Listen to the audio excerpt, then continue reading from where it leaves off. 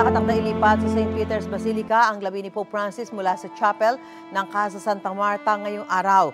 Live mula sa Vatican City, hingi tayo ng update kay GMA Integrated News Stringer Pia Gonzalez Abukay.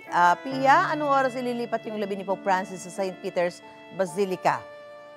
Ililipat bukas, April 23, araw ng Miyerkules, umaga dito, alas 9 ng umaga, hapon na diyan sa Pilipinas.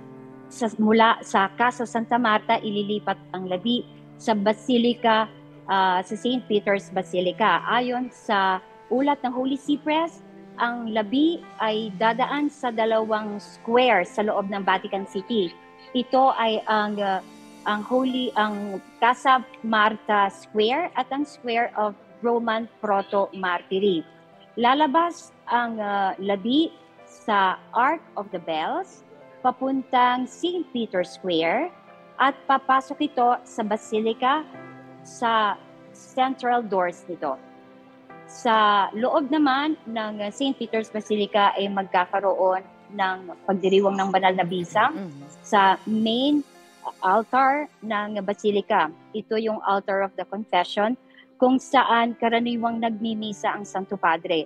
At sa ilalim mismo ng altar na ito ay nandoon ang tomb ni St. Peter.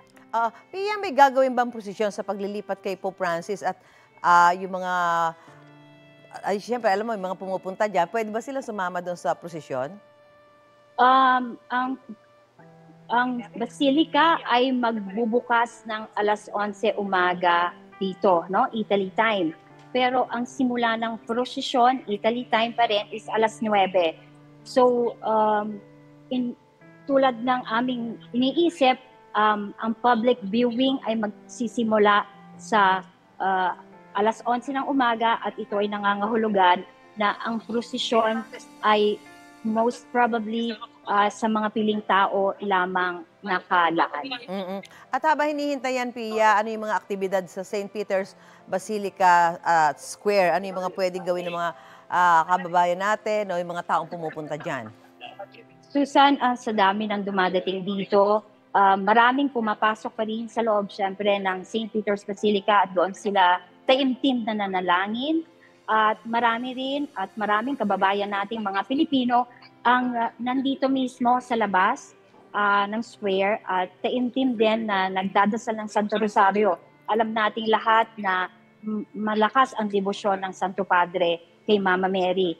Kaya ngayong gabing ito, kaninang alas 7:30 ng gabi dito sa Italia, talagang marami at talagang nagkalat yung mga kababayan natin. Nakakatuwang makita ang kanilang pakikiisa at pakikiramay kasabay ng pakikiramay din sa mga panahong ito.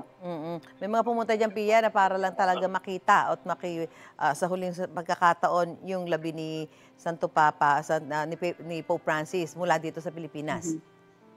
Marami din po at marami din tayong mga kababayang Pilipino na dapat sana ay nakabalik na, no, yung mga turistang kababayan nating Pilipino na dapat sana ay nakabalik na sa kanilang countries.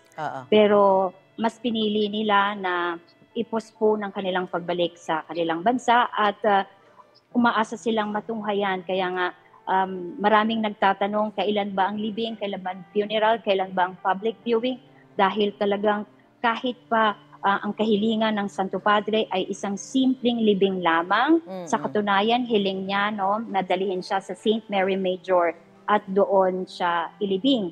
Hiling niya isang payak, walang palamuti at may iisang inscription lamang, no, yung Franciscus, no.